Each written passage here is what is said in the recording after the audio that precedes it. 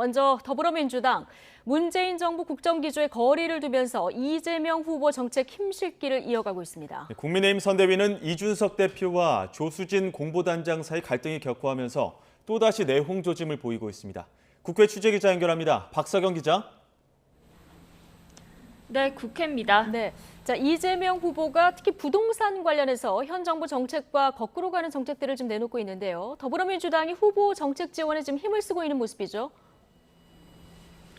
네, 더불어민주당 이재명 후보는 공시제도를 전면 재검토하고 재산세 등을 올해 수준으로 유지하자고 제안했는데요. 어제 당정 협의를 진행하면서 일정 부분 공감대가 이뤄졌습니다. 하지만 다주택자에게까지 양도세 중과를 유예하는 것에 대해선 김부겸 국무총리가 오늘 CBS 라디오에 출연해 동의하기 어렵다는 뜻을 밝혔습니다. 민주당 이재명 후보는 제도가 시행되는 건 다음 정부인 만큼 동의가 안 된다면 선거가 끝난 후에도 할 수 있는 일이라고 말했는데요. 들어보겠습니다. 이 제도가 실제 시행되는 건 다음 정부이기 때문에 현 정부에 그 제도 개선을 좀 요청도 드리고 또 입법도 저희가 시도하지만 굳이 이제 서로 동의가 안 되면 몇 달 후이기 때문에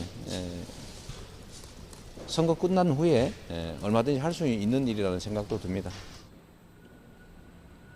송영길 대표도 이 후보는 문정부의 부동산 정책을 반성하고 변화하려는 건데 그대로 따라간다면 새로운 정부가 될 수 없다고 현 정부와 거리를 뒀습니다. 들어보겠습니다.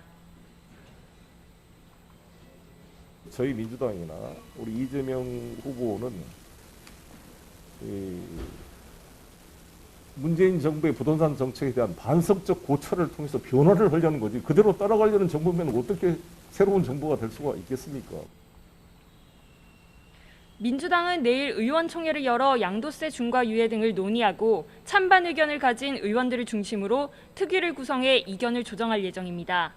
이 후보는 오늘 오전에는 서울 중구에서 정의란 무엇인가의 저자인 마이클 샌델 하버드 교수와 화상 대담을 나눴습니다.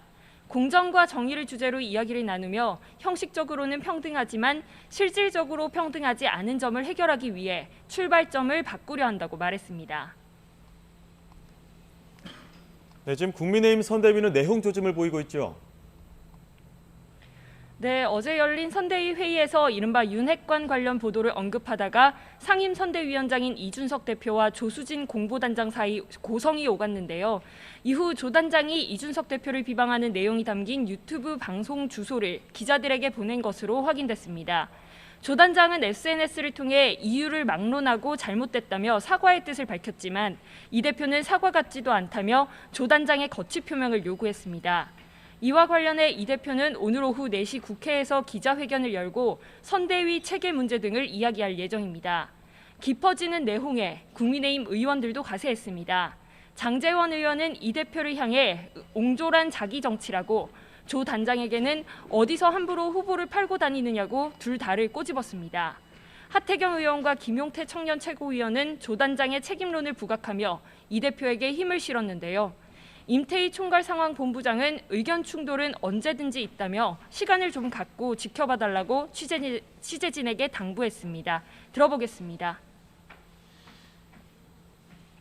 선대위 내부도 그렇고 저희도 심지어 종합상황본부 내에서도 의견 충돌은 언제든지 있어요. 예.